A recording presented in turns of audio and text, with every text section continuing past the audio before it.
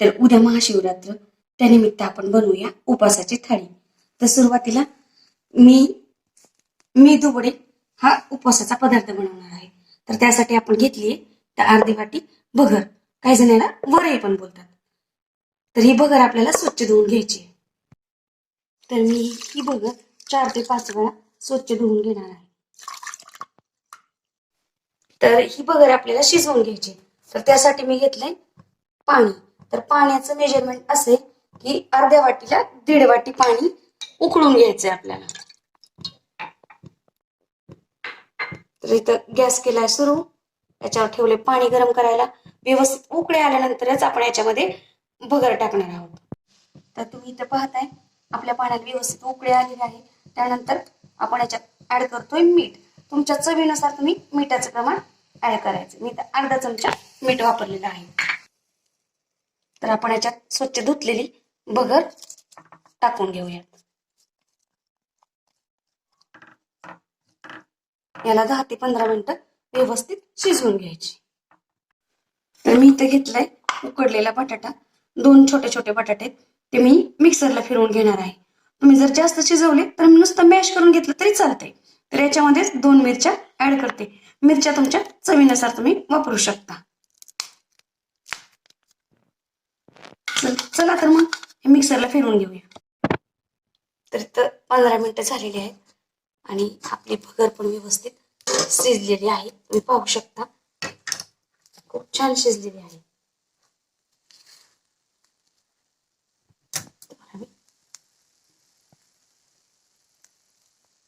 खूप छान शिजली. तर ही भगर आपण थंड करून घेणार आहोत. तर वाटून घेतलेला बटाटा मी याच्यामध्ये ऍड केलाय. त्यानंतर आपण घालतोय 2 चमचे शेंगदाणा कूट. प्रमाण हे ठेवायचं व्यवस्थित होतं. तर हे एकत्र करून घेऊयात.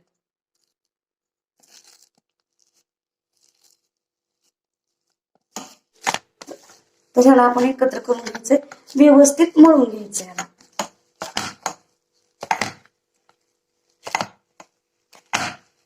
आणि त्यानंतर आपण आपल्याला जेवढ्या आकाराचे बनवायचे तेवढ्या आकाराचे वडे आपण इथे बनवून घेणार.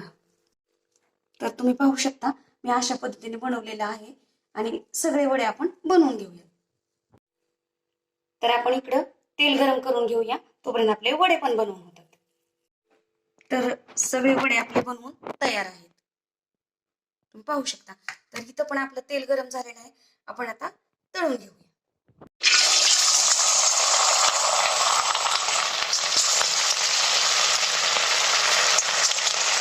जास्त नाही घालायचे, 4 किंवा 3च वडे आपण याच्यामध्ये ऍड करायचे आणि चमच्याच्या सहाय्याने आपण याच्यावरती तेल असं टाकून घ्यायचं, जेणेकरून आपले वडे पूर्ण चारही बाजूनी व्यवस्थित भाजले जातील. तर तुम्ही पाहू शकता आपले वडे तळलेले आहेत. तर आपण एका ताटामध्ये काढून घेणार आहोत.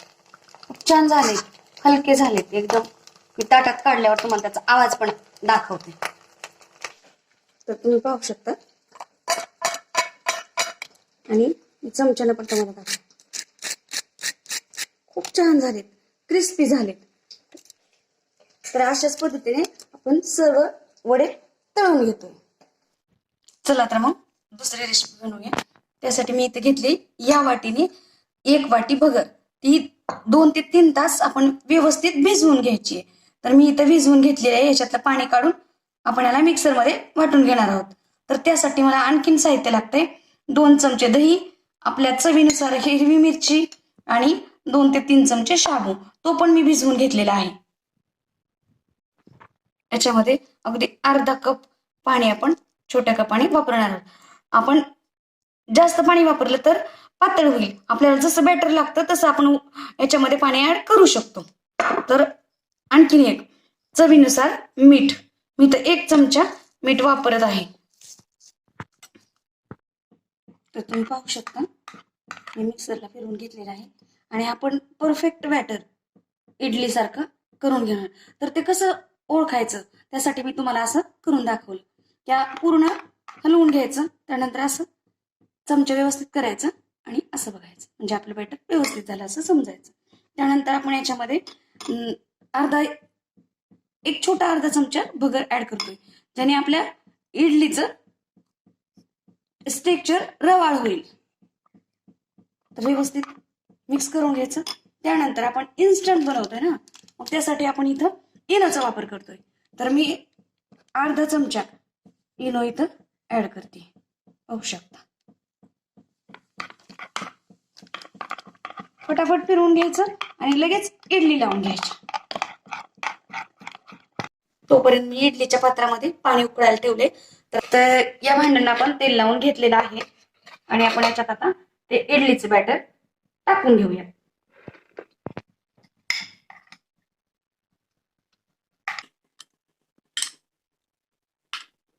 इडली पात्रामध्ये ठेवून देऊया. तर आपण याच्यावरती थोडीशी चटणी, लाल चटणी भुरभुरून घेऊया. अशा पद्धतीने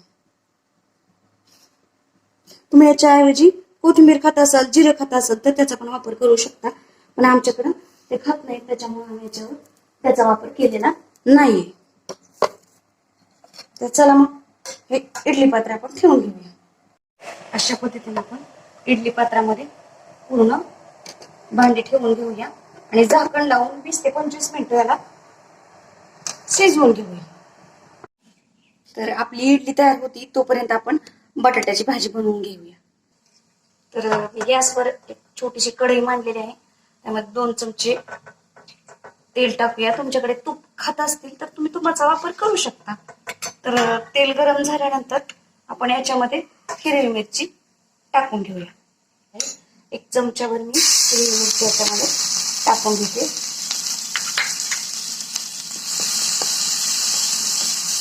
आणि त्यानंतर हा बटाटा पण आपण याच्यामध्ये टाकून घेऊया. तर चवीनुसार मीठ याच्यामध्ये ऍड करायचं. तुम्हाला अर्धा चमचा मी याच्यामध्ये मीठ घातलेलं आहे आणि व्यवस्थित हलवून घ्यायचं. तर हा बटाटा उकडलेला असल्यामुळे फक्त 5 मिनिटं आपण याला झाकण ठेवून शिजवून घेणार आहोत. तर याच्यामध्ये 1 चमचा शेंगदाण्याचं कूट टाकून घेऊया आणि याला व्यवस्थित हलवून घेऊया.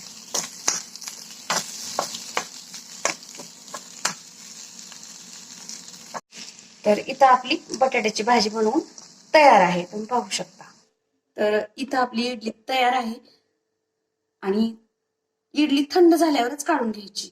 माझी पण थंड झालेली, मी काढून घेते. तर तुम्ही पाहू शकता आपली इडली इथं तयार आहे, एकदम मस्त आणि मऊ लुसलुशीत झालेली आहे. चला आपण लगेच दुसरी रेसिपी बनवून घेऊया, ती म्हणजे शाबूची खिचडी. तर इथं मी 2 चमचे तेल गरम करायला घेतलं आहे. त्याच्यामध्ये 1 चमचाभर हिरवी मिरचीचे वाटण म्हणजे बारीक करून घेतलेले आहे, ती आपण ऍड करणार आहोत. त्यानंतर मी इथं 1 बटाटा शिजवून घेतलेला आहे, तो पण याच्यामध्ये ऍड करणार आहोत. त्याच्यानंतर शाबू तुम्हाला किती प्रमाण हवंय त्यानुसार तुम्ही ऍड करू शकता. तर मी 2 वाटी इथं शाबू गरम करायला घेतलेला आहे. त्याच्यामध्ये 2 चमचे शेंगदाण्याचं कूट आपण टाकून घेतोय. त्या चवीनुसार मीठ मी 1 छोटा चमचा याच्यामध्ये मीठ ऍड करते. याला व्यवस्थित हलवून घ्यायचं. लगेच झाकण टाकायचं नाही, झाकण टाकल्यावर आपला शाबू व्यवस्थित होत नाही, चिकट होतो. त्याच्यामुळे शाबूला कधीच झाकण टाकून शिजवायचं नाही. आपली खिचडी बनवून तयार होते तोपर्यंत आपण कोशिंबीर बनवूया. तर त्यासाठी मी इथं घेतले दही, अर्धी वाटी दही आहे, त्यामध्ये 1 काकडी पाण्यासहित घेतलेली आहे. आपल्या कोशिंबिरीची चव छान लागते. तर आपण ही याच्यामध्ये ऍड करूया. त्यानंतर मी इथं घेतली हिरवी मिरची, ती तुमच्या चवीनुसार तुम्ही घेऊ शकता. तर अर्धा चमचा इथं हिरवी मिरची घेतलेली आहे. त्यानंतर चवीनुसार मीठ अर्धा चमचा छोटा. त्यानंतर 1 चमचा शेंगदाण्याचं कूट. याला व्यवस्थित हलवून घेऊया. तर तुम्ही पाहू शकता आपला शाबू तयार आहे, खूप छान आणि असा सुट्टा सुट्टा झालेला आहे, खूप टम्म असा फुगलेला आहे आणि एकदम व्यवस्थित शाबू झालेला आहे. याच पद्धतीने शाबू करा, चिकट अजिबात होणार नाही. तर आपण लगेच दुसरी रेसिपी बनवूया. तर आता बनवूया शेंगदाण्याची आमटी. त्यासाठी मी घेतले इथे एक मूठभर शेंगदाणे, कमीत कमी अर्धी वाटी शेंगदाणे. त्यानंतर आपण याच्यामध्ये ऍड करतोय हिरवी मिरची, ती तुमच्या चवीनुसार तुम्ही ऍड करू शकता. तर हे शेंगदाणे कच्चे शेंगदाणे घेतो, त्याची टेस्ट खूप छान लागते. त्यानंतर चवीनुसार मीठ, 1 चमचा मीठ मी याच्यामध्ये बारीक करण्यासाठी घेतलेलं आहे. तर याच्यामध्ये थोडंसं पाणी ऍड करायचं, जेणेकरून आपली पेस्ट बारीक होईल. तर तुम्ही पाहू शकता असं बारीक करून घेतलेलं आहे.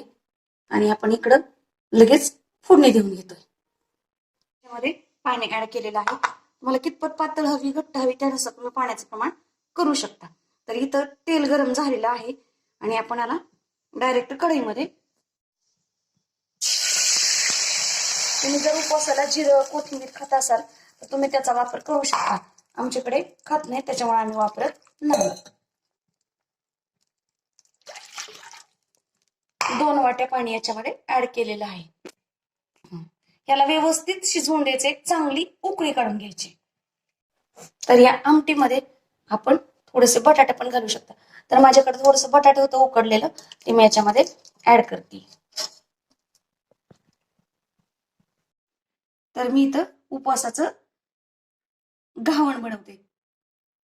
आमटी आपली तयार होती तोपर्यंत आपण उपवासाचं घावण बनवून घेऊया. त्यासाठी मी इथं घेतले 1 वाटी भगर, ती 2 ते 3 तास भिजवून घेतलेली आहे आणि स्वच्छ धुवून घेतलेली आहे. तर आपण आता ही भगर बारीक करून घेऊया. तर त्यासाठी आपण इथं 1 वाटी, अर्धी वाटी दही, 1 चमचाभर हिरवी मिरची ठेचा मी बारीक करून ठेवली होती एकत्र, त्यामुळे मी त्याचाच वापर करते.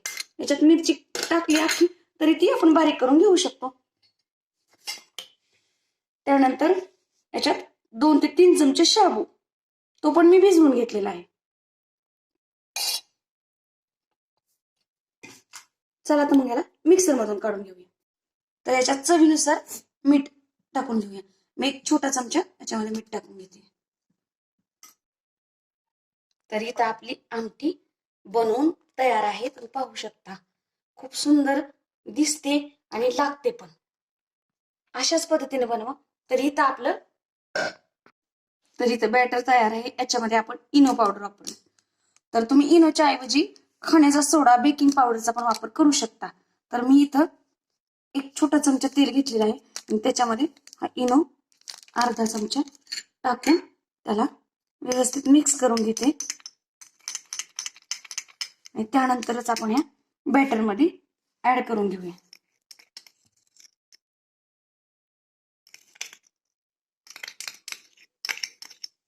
आणि याला 5 ते 10 मिनिटं असं सोडून देऊया. म्हणजे हे व्यवस्थित मिक्स करून 5 मिनिटं असंच ठेवून देऊया. तर इथं अर्धा चमचा तेल टाकलेलं आहे आणि आपण आता नवीन रेसिपी बनवतोय, भगर वरईचा भात. तर त्यासाठी मी अर्धा कप भगर घेतलेली आहे स्वच्छ धुवून, आणि त्याच्यात मी अशा कट करून मिरच्या टाकून घेते. ह्याला व्यवस्थित भाजून द्यायच्या.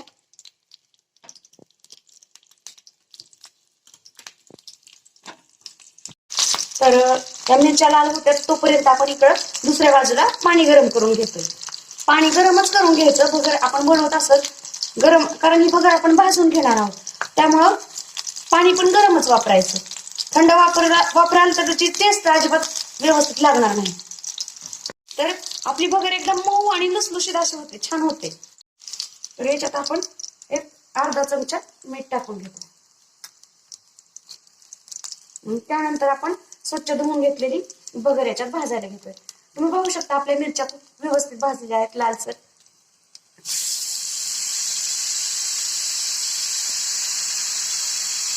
भगर भाजून तयार आहे. आपण याच्यामध्ये गरम पाणी टाकून घेऊया. आपली भगर अर्धी होती, त्याच्यामुळे आपण त्याला 1.5 वाटीच पाण्याचा वापर करणार आहोत. तर व्यवस्थित 20 मिनिटं शिजवून घेऊया. तर तुम्ही पाहू शकता आपली भगर शिजवून तर तयार आहे. भगरीचा भात एकदम मस्त झालेला आहे. तर लगेच आपण दुसरी रेसिपी बनवूया. तर भगरीपासून आपण जे भगर भिजवून जे बनवलं होतं ते घावण. तर आपण गॅस चालू करून आता पॅन गॅसवर मांडलेला आहे आणि त्याच्यामध्ये थोडस तेल पण टाकून घेऊया.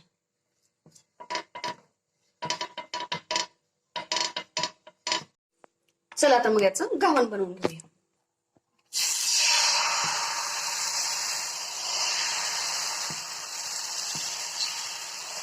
जास्त मोठं बनवायची काही गरज नाहीये आणि छोटे छोटे बनवून घेणार. तर व्यवस्थित भाजल्यावर तुम्ही पाहू शकता असं पूर्ण उलट होतं आणि व्यवस्थित थोडस टाकून घेऊया 2 मिनिटं.